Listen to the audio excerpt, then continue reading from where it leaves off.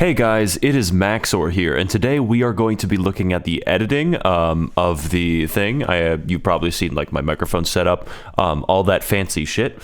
So we're pretty much just going to get into like the project itself.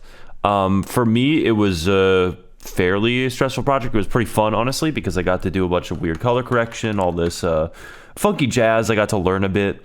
But near the end of the project, I encountered a very strange problem.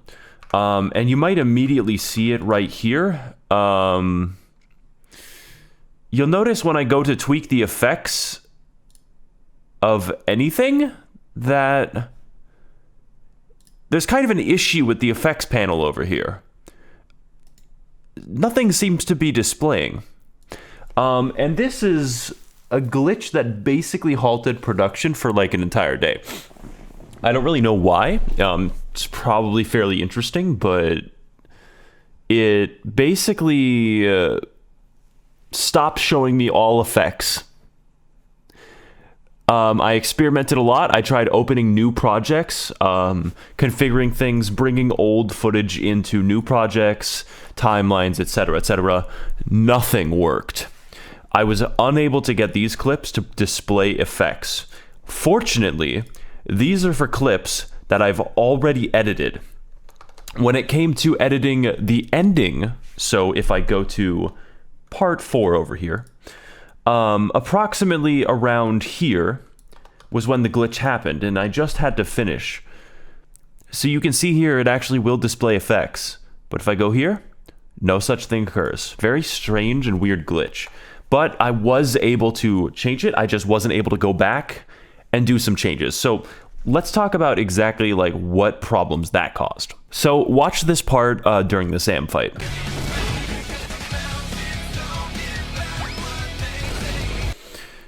Originally, I edited it exactly like that, but near the end of the video, I realized that it would be better if I took clips like these and remove them and change them to clips of Sam throughout the story. So a picture of Sam at the beginning, a picture of Sam before the monsoon fight, not pictures, videos, but you understand. I was going to change it to be more meaningful and interesting than simply poses of Sam during the fight, which I realized was fairly boring. However, the previous footage was relatively inaccessible and difficult to get working, and the effects were off, and I could not copy paste new effects into these clips. That's also one very strange thing. And the issue with that is that it pretty much limited me to not being able to use any opacity settings. I could use the transform effect, but its scope was very limited, and some effects simply weren't copy pasting into certain clips while others were. It was very inconsistent and difficult to get working, so I simply decided, okay, I'm near the end of my video, we will accept that mistake and move on.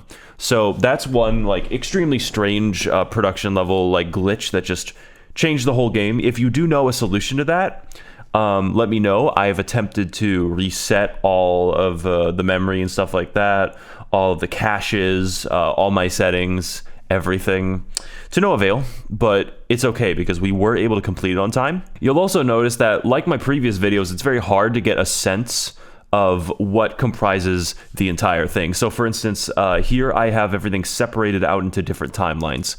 For the purposes of this video, I'm going to assume that you simply have never ever seen an editing video from me.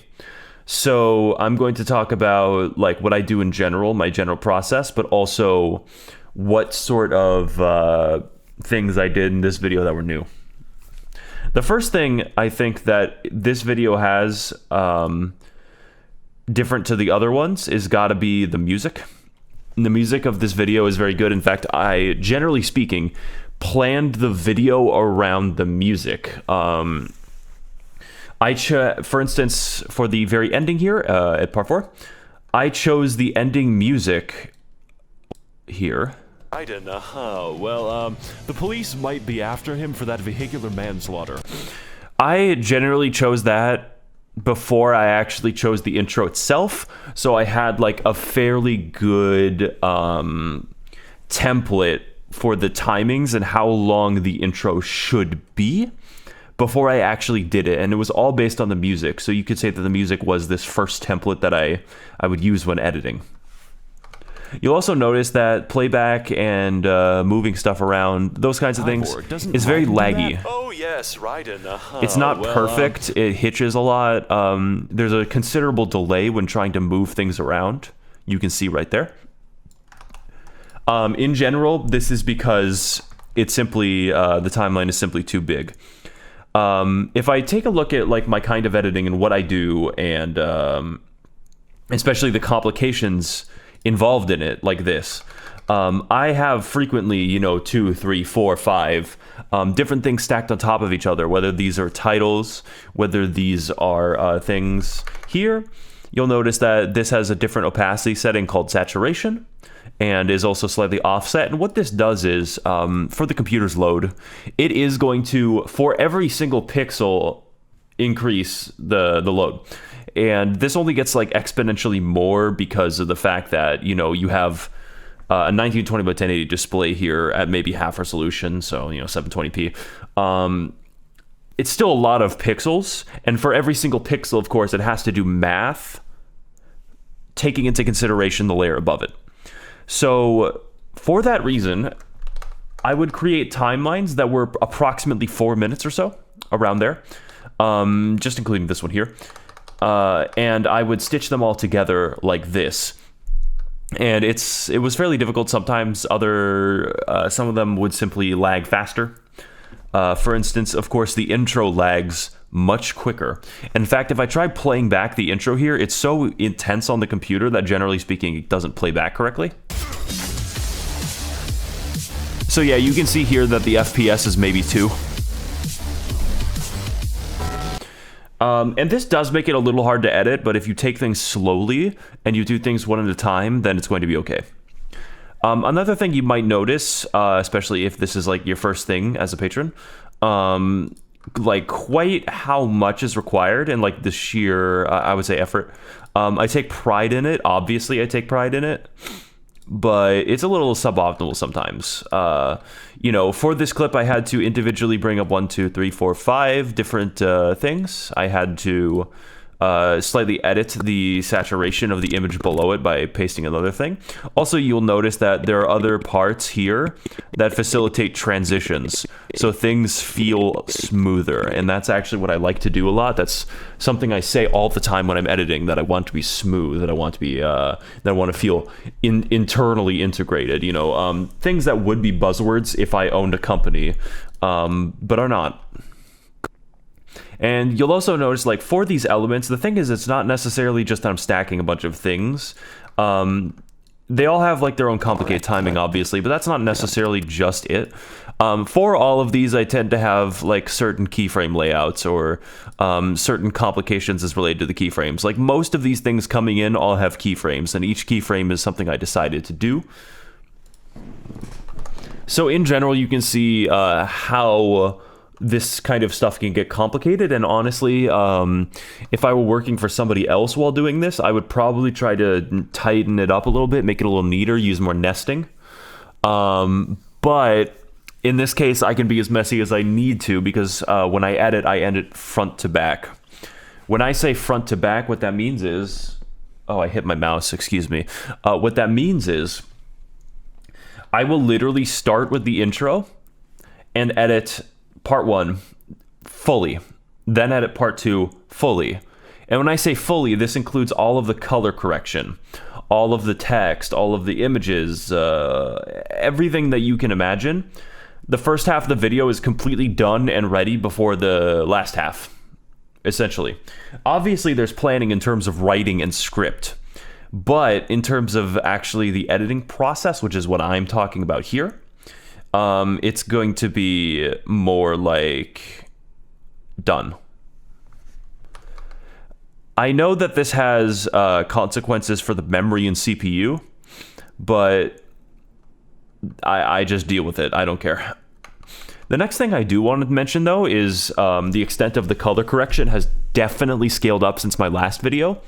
And even since that video before then. So what happened? Why do I like color? And how do I create this stuff? Because I feel like, you know, you're entitled to more. You're looking up a video specifically on the kind of editing that I do. I'm going to address probably like what are common questions about editing that I get, but also a little insight into what I do without necessarily exposing every single individual detail. So when it comes to color, I just like it for emphasis, and I use different color schemes for different kinds of emphasis. So for instance, if I have something that's an explosion, I tend to really, really mess up the color. If I have something that's a bit more calm and sedated, like possibly this, what I do is I create a saturation layer. Oh, and I can't change the motion until I use this transform because of the glitch. I forgot. Anyways. And I'll do this, which slightly gives it different colorations, but also parts that are less saturated. And this can give it like a unique look or a different look than just if it were by itself like that. And I'll frequently do variations on these. Once you understand the basics of these, you are more inclined to toy around with what you feel is... Sorry, a raccoon hit my window. What you feel is good, and the kinds of things that you want to mess with. So let me give you an example. That is a very simple example of a very slight tweak that I can do quickly. Let's talk about hard examples like this. Things where I am attempting to create a digital vomit, which is certainly, I would say, now part of my style. When it comes to these, you're going to use an effect called lumetri color, and you're going to ignore almost every other aspect of lumetri color besides curves. Curves is how you destroy things. Curves is how you absolutely annihilate things. And if you get used to the color correction of lumetri color, in the curves department, you can do stupid stuff. You can probably already tell what's wrong here. Curves allows you to select certain color channels and then up them or restrict them based on, I believe it's lightness, I'm not entirely sure. So for instance, over here, I can say that this band of red over here, like this kind of red, is always very, very bright and active. But down here, it's not as active. And if you do this in a sort of stair-step motion, what you're going to be able to do is create bands of color like this. Very, very well-defined bands of color, actually, from a distance. And it creates a very unique look. What I am trying to do is give the impression that I'm a good editor to the audience. The best way to do that is, of course, good editing. But you can also just give the impression that you're doing something unique and interesting by doing something that they don't frequently see. When it comes to these kinds of videos as well, I have a great allowance for bullshit. You know, things that don't typically make sense, things you would not see in a movie, for instance. You would never see this in a movie, of course. I get to feel like I'm a little tiny digital pioneer because I get to do things that are completely nonsensical and not really helpful for most editing, but is kind of perfect for really, really goofy internet content that's not supposed to, like, be there. What people ask me the most, I feel, when it comes to how to edit like me, and I did make a little Easter egg in the video about that, but what I do, primarily, I get this question all the time, like, how do I begin editing like you? I've only just started. And the main two things that I work with all the time, like, no matter the context, is opacity settings and keyframing. So if you can understand like opacity settings, keyframing, and then get like a good inventory of effects you've effectively memorized. So I might look at a scene that contains an impact, and then I'll say, oh, this looks like a color emboss scene. So I go over to color emboss, and I do this, and I do this. That's the easy step. Memorizing things and just knowing what they do is definitely like the easy step, and you just learn that as you edit. The hard step is sort of like learning how to mess with these and the timing. So for instance, in my video, I might have the color emboss here be 0, and then once he hits, I'll increase the color emboss. So it'll look like an impact like this. Shit like that. And that requires, of course, you understand keyframes. As well, when it comes to me bringing in all these little things on top, such as every sound effect at once, and having it sort of move a little bit and stretch around, having all these effects change color as the scene moves on, these require an understanding of keyframing and opacity. And I'd say like this, like never mind this effect down here. Like once I tell somebody how to do that effect, they can do it. But opacity and keyframing are mainly what's going on here. So let's start with just opacity real quick, and using this as an example. I have, to produce the scene, three different layers of scene. I have this layer here, this layer here, and I have this layer here. And they're all very, very different. Well, what I'm able to do is I'm able to blend them together using different opacity settings. So for instance, here I have a very color-corrected scene. Lying directly on top of this is a scene that inverts the color, essentially. So it has different rules, but I'm able to effectively use the color balance thing to tweak like how it inverts and stuff like that. This is essentially the layer of the... I'm essentially inverting the color and applying like find edges, all this fancy stuff. That's just, what's important is that that's on top of that. And over here I have like a gradient wipe of something else so that you have a bit of a layer of normalcy to it so you can understand the scene, because without this, the scene looks a bit more like this, and I'm not exactly a fan of that until, of course, it gets worse, and that's what the gradient wipe is for. This is a good scene that uses all my opacity and all my keyframing and all my effects perfectly and demonstrates them very, very well in a very complex way. So what are opacity settings? Let's provide like an easier example real quick. Let's say I have some random image, like 102.png here. This is lying directly on top of the other thing, and opacity settings are the many settings that I can use to change how this looks. This is how I get all my images to come up and look unique and not flat. This is good, honestly, this image here. But for another image, perhaps, I would change the opacity settings in order to make it more unique as it flies across the screen. So for instance, if you use difference, what it tries to do is make the white pixels like, or the brighter pixels, I believe, more normal, and darker pixels, it tries to invert them, or no, it might be the other way around. Either way, it does this trippy effect where you can kind of tell what the image looks like.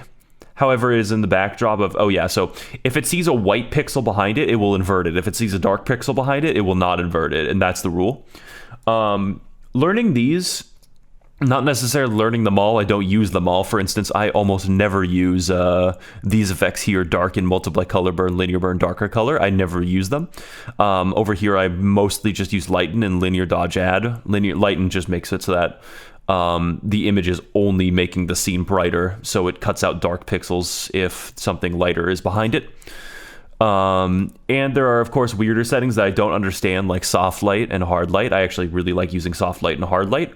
And this is a very, very easy way to give texture to an image. However, this isn't necessarily what it's for, you know. You can bring up like little images like this all you want, but you're also... That scared me. You're also able to do things like bring up like a previous copy of the image and change the opacity settings for different results. And this is where it gets very complicated. Here, I would probably add another effect to the top layer, turn up the saturation, and then change around the opacity settings. And you'll notice I get a very different result here in difference than if I didn't have it, because it would be canceling out, right? But I'm able to do a bunch of trippy and interesting settings that vary the color in the precise way that I want, because I understand what kind of opacity settings to use. And how changing the color of above layers will actually affect those opacity settings. This is the hardest step by far. People are not used to this. When you teach people Premiere, they don't actually really go into this as much, in my opinion. And this is definitely what I would call an advanced step that you do after keyframing. Keyframing, if you don't know, is just being able to change like the effects of things over time. So for instance, if I apply a transform here and I use a keyframe here, I can make it bigger over time by just doing this. So, racist. Starting out low, getting bigger, that kind of thing. Very easy. However, people don't fully explain keyframes in basic tutorials. You know, keyframes are something you practice, you get good at. you understand them. But when it comes to like all these different options here for keyframes, people tend to not get into them, and I understand them on like a better level than most people. I don't fully understand them. For instance, I don't really use these 3 settings here, but when it comes to keyframes, I generate a lot of my unique motion, a lot of my unique zooms, a lot of all this stuff that makes it look slightly better by simply understanding the difference between a linear keyframe and an ease-in keyframe and an ease-out keyframe. Also, the differences between spatial and temporal interpolation. Here, I can't really show it right now because obviously this is a glitched clip. So if I go over here, for instance, I can tell you the difference. So when I have a motion keyframe from one motion to another, like this, I have spatial and temporal interpolation. Now, for spatial interpolation, you almost always want this to be in linear, unless you're tracking an object, in which case you might want it to be Bezier or something, just to make it easier on yourself. But the difference between temporal and spatial is that spatial governs like... Spatial is essentially going to govern whether or not it takes in like motion that it wants to interpolate and add it. Whereas temporal interpolation is like the track that you set for it, and it changes how quickly that works. So for temporal, it might, for instance, in linear temporal, that means it will move to that keyframe evenly across the whole motion. So here, for instance, let's move this clip from here to here. In a linear motion, it will just magically passed away this morning after it'll be constant. If you use something like ease in, though, it's going to passed away this morning after slow down near the end and be faster near the beginning. So it's essentially changing the temporal interpolation of the track here. You can actually see the little track that it generates, and you can see the time difference between points for each frame. It starts out very more spaced, and over here it gets closer together. That's because it's slowing down near the end of the motion. And ease out should be the opposite of that, which is slow at the beginning, fast at the end. And I use this a lot for zooming and moving clips in. So for instance, if I show a clip of Armstrong again here, all these clips are using ease in temporal interpolation, which for some reason, oftentimes, if you press ease in, it will just go to Bezier, which is basically it, but I like to refer to it as ease in because it's easier to understand, with a linear spatial interpolation. And that's how I get the unique look in motion. That's how I get clips that come in and then look like they're slowing down as they get near the end. And it saves you a lot of labor to figure this out, because if you try to do this with linear keyframes, it's going to be annoying. For keyframing, I also keep a close eye on the opacity keyframing, which governs, of course, the opacity, because you are able to fade things in, for instance this, if you understand that a lighten opacity setting will preserve the easy to understand and see parts of the frame, and then you fade that in, which makes it look like an easier transition. Then, underneath that, once it's been like this for a while, you fade out the below layer. So you create a transition where you are, for a short time, able to see both clips, that kind of thing. And once you experiment with those and you understand keyframes and opacity, you can start editing more like that. You see that effect there, that interesting looking effect where you're able to see two different things, is merely the result of opacity and opacity keyframing, essentially. Just keyframing. And like a slight setting switch. If you can get those hard down, like you just understand them, you have practice with them, that kind of thing, editing like me is not as daunting. Of course, it's time consuming. That's like the point, really, for my editing. Like, it's good, or at least relatively good. You know, maybe you're a better editor than me. Definitely, but that's fine. At least you're giving the audience the impression that you're good, right? Just those two are able to achieve something. It's just time consuming. And I would expect it to be, really. On top of that, we have a bunch of effects. and we change the keyframes of those effects. So we drag something in here, set its saturation, and then change its saturation over here, those kinds of things. It will change its relationship, how it works with the opacity settings. Once you have that, you have way more of a template to see how editing works, like me. That's the best advice I can give to somebody just starting out, by the way, because the rest would be just specific tutorials on how I do things. And if I really want to achieve an effect, but I don't really see myself getting it, there is absolutely no shame in just looking up a YouTube tutorial.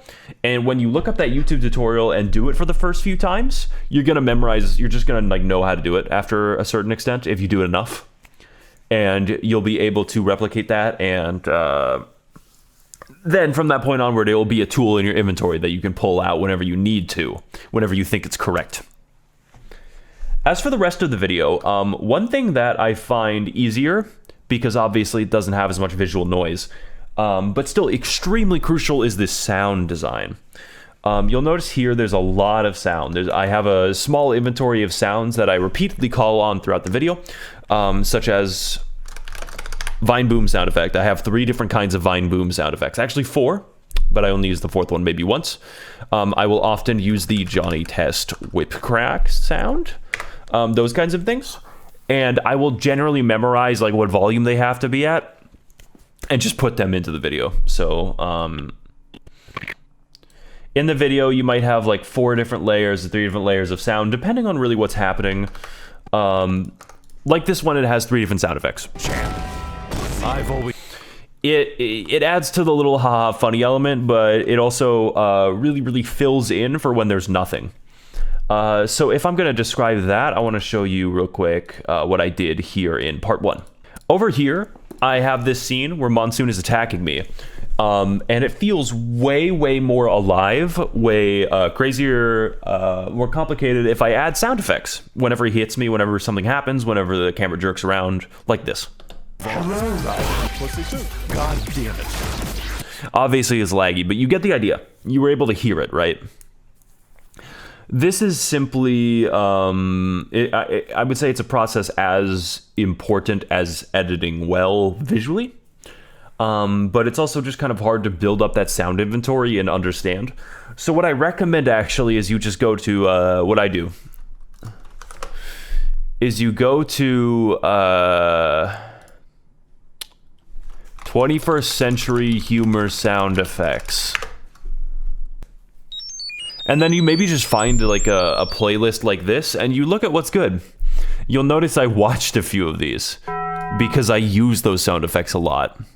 And you might have your own specific sound profile and effects that you like to use that will make you feel more unique than somebody who's just doing a bunch of bass sound effects or whatever, or just not doing them at all.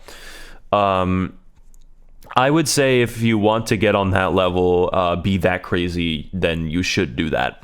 You'll also notice, although I can't show you because it's very laggy, that I had a lot of sections in this video that were effectively little music videos.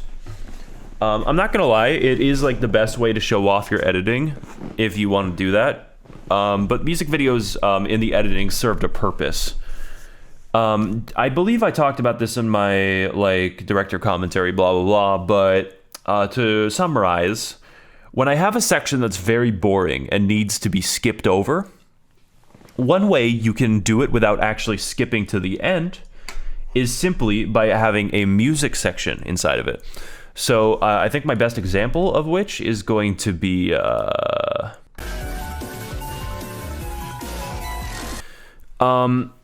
this is something that I actually like doing, even though it is harder to edit. The reason I do like editing it more than something else is because it has no scripting, there's less sound effects, the only thing that's more complex is the visual aspect of it, which is fine. Because as it turns out, the hardest process is still the creative process. Writing, scripting, jokes, all this, more difficult than just sitting down for me and editing a music video. That might not apply to you personally, but it definitely is true for me.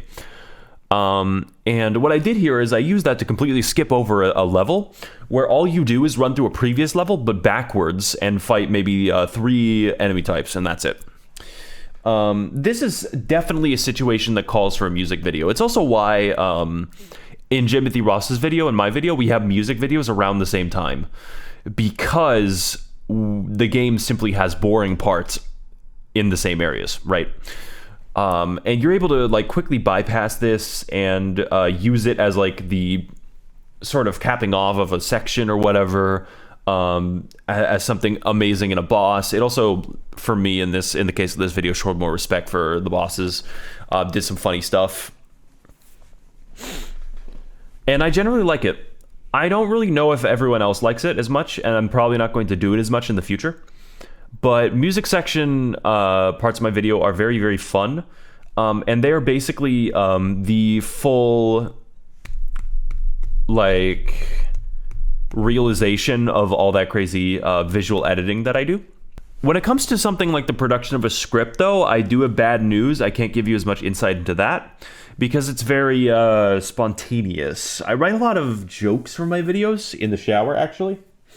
And then I write them down when I come out, and usually I forget like half of them. So this video has like, for every joke in there, there's probably like another joke that I just forgot to write down. Stuff like that. And typically I just think about in the video where I'm going and where I am, and then I write everything in between. So I'll write down, say, what's Sundowner's personality? What's he talking about? What's Armstrong's personality? What's he talking about? And then as I edit the scene, just edit based off of the jokes that come into my head with a certain checklist of goals in mind for every single scene, which I talk about a bit in my director's commentary. Basically, every scene has a checklist of goals. In my Sundowner scene, I just need to set up the fight, right? It's a very easy checklist. In the Armstrong scene, I need to communicate more general theming. I need to talk about more like jokes that kind of get at the American psyche and make at least a little point. I like to make like small real life points that are not actually very deep in the midst of the comedy, which, you know, makes it feel better in my opinion. It's better. I think the best example of that is my Metal Gear Solid 3 video, where I actually make a point about like internet, like being a kind of acting juvenile on the internet or something like that. I forget exactly. But on the writing department, it's much more boring. In fact, a very funny thing here. All of my writing here, and you can actually see the script for the next video, but I don't care, is done on just a document called Cyberpunk 2077, because I made this document when I made my Cyberpunk video, and I just haven't deleted it, and I've been rewriting over it ever since. All my scripts are in Notepad. I don't care. I don't pay attention to them that much. And this is essentially how I'm able to get a bunch of like extremely weird humor out, like all in a very, very short period of time, because I basically don't constrain myself, and I write them over the course of literally the entire video. I don't sit down and just write them in one session. That would be insane. I would get less jokes. It'd be less funny.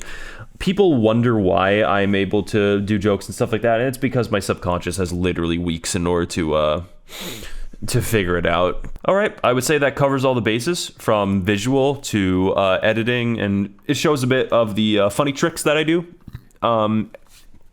Interesting little things. Writing, sound design, the whole shebang. Of course, making a video is just going to be about like your personal level of creativity, what you want to do, what you want to talk about, and of course, you shouldn't really like be striving to make a video that's an exact identical copy of somebody else's. Form your own identity. You have the tools if you want to like start learning. It is, you know, it's out there.